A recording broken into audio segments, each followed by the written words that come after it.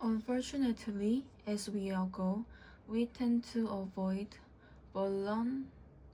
vulnerability by avoiding change, so our learning opportunities are reduced and new learning slows. We've all had the experience of renew, reunion, reunion with an old friend when listening to them saying how they've been noticing how he or she has held on to some old beliefs that we discarded long ago. Probably the friend has not put himself or herself into a state of vulnerable openness for a long time. Personal growth involves trying out new behaviors, attitude, and belief. Trying out something makes us vulnerable to failure and ridicule. When learning, we make mistakes. We look foolish, even absurd. Who likes that? Willingness to take chance in life, to try new experience, challenge, or activities, even though the outcome is unsure, demands being vulnerable while doing so. Open-mindedness is one of those activities that we must do deliberately because we are naturally inclined to avoid the vulnerability it entails. Expectation influence children's behavior. After observing the amount of litter in 3 classrooms, Richard Miller and colleagues had the teacher and others repeatedly tell one class that they should be neat and tidy. This persuasion increased the amount of litter placed in waste basket from 50 to 45%, but only temporarily. Another class, which also had been placing only 50% of its litter in waste basket, being repeatedly congratulated for being so neat and tidy. After 8 days of hearing this, and still 2 weeks later, these children were fulfilling the expectation by putting more than 80% of their litter in waste basket. Tell children they are hardworking and kind rather than lazy and mean, and they may live up to their levels. Tying the identity to the self is important. Children who were asked to be a helper were more likely to help in later tasks than those asked to help. When children think of themselves as tidy and helpful, they become tidy and helpful. If maintenance of balance in a relationship requires much work, why bother aiming for a middle ground? The wonderful things about relationship is that with a proper maintenance,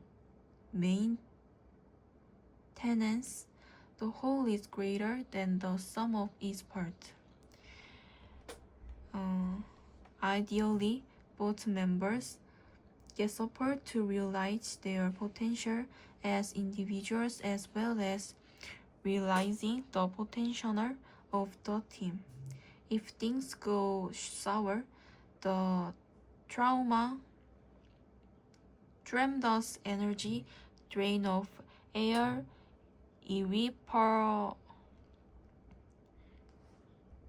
irreparably damaged relationship can also mean that the whole is less than the sum of its parts. Pooling resources, as in a joint saving account, makes them optimally large. Similarly, resources as in a joint. Similarly, if only one person in a relationship is performing maintenance and the other is indifferent, their joint account will also wind up with insufficient fund. Overdraft protection might cover everyday necessities, but it won't help when something big comes around. Why is the value of place so important? From a historical perspective, until the 1700s, textile production was a hand process using the fiber available within a particular geography region. For example, cotton, wood, silk, and flax. Trade among regions increased the availability of these fibers and associated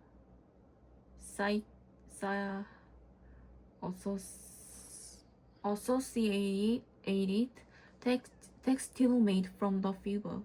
The first industrial revolution and subsequent technological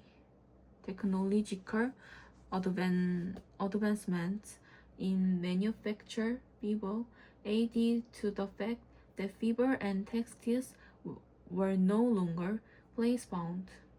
Fashion companies created and consumers could acquire textile and products made from textile with little or no connection to where, how, or by whom the products were made. This countered a disconnect between consumer and the product they use on a daily basis. A loss of understanding and appreciation in a skill and resource necessary to create this production, and an associated disregard for the human and natural resource necessary for the production creation. Therefore, renewing a value one place reconnection the company and the customer with the people, geography, and culture of a particular location.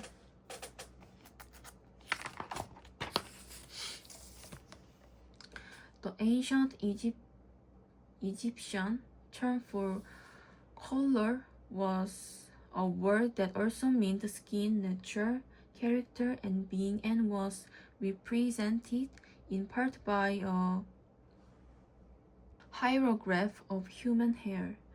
The members of that civilization has noticed a striking resemblance between colors and humans. To them, colors were just like people, full of life, energy, power, and personality.